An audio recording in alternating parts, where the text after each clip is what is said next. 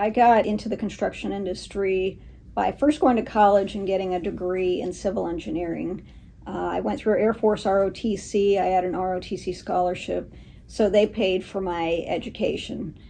Because I had a civil engineering degree, as soon as I got out, I went into the Air Force and they put me in construction. And of course, that's what I've been doing ever since. So that was a great move. I had a couple of jobs early on as the chief of the construction department within their civil engineering squadron.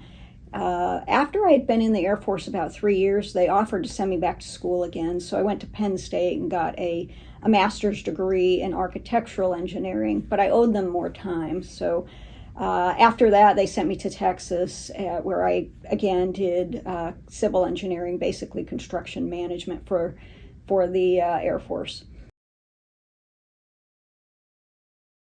Well, the nice thing about the military is they absolutely did not discriminate at all.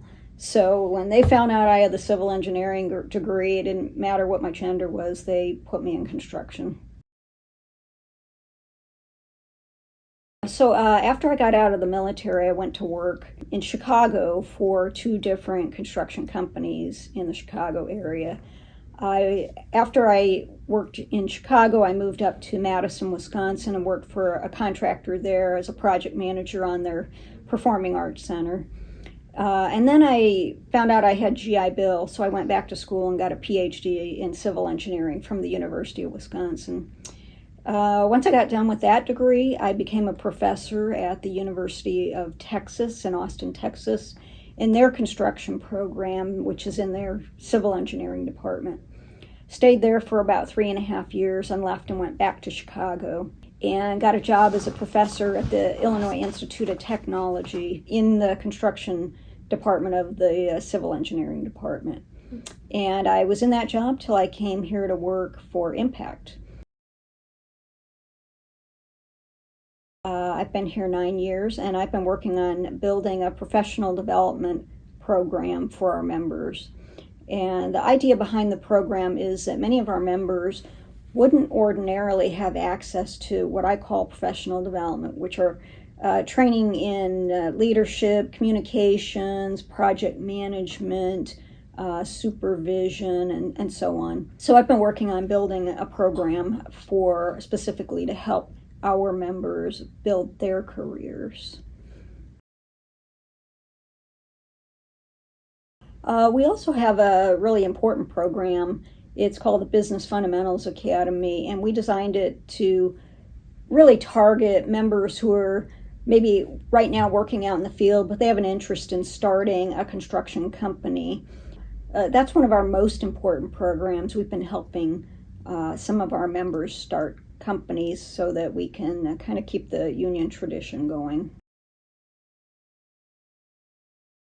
So my experience as a woman in construction is always been positive. I've never had any negative incidents. Even long ago, I've been in the industry more than 30 years. I can never recall any time having any particular problem. It's tough out there. Being out on the job site, it's just high pressure because there's so many deadlines that have to be met. But if a person can handle the pressure of meeting the deadlines, I think that they would do very well. So I think as I envision the future of construction, of course, occasionally I do have people contact me and they maybe first want to know, how can we attract more women into construction? Of course, that's very difficult to answer. We have some challenges attracting more women into construction because for many women, that's just not part of the identity they envision for themselves. It's true for men too. Not all men want to work out on a construction site, and certainly not all women want to work out on a construction site. But I think, one way we could potentially attract more women into construction is by making sure we're targeting the right audience. So the right audience perhaps might be individuals who are working in very low wage, low skilled jobs. And we will teach them a skill that will allow them to make a very decent livable wage so they can better support their families. And I do think if we were a little better at explaining the financial benefits and the intangible benefits of working in the construction industry, I think we could certainly attract many more women.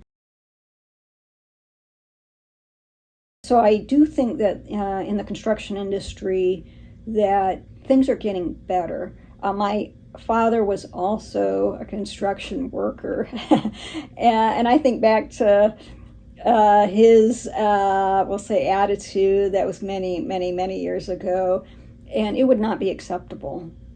His behavior would not be acceptable out on the job site now. I think there is much more awareness that we need to be, certainly not perfect. No one's going to have perfectly clean language. There's always going to be high stress out on the job site, but to be more aware that the population of people that are out working on the job site is different.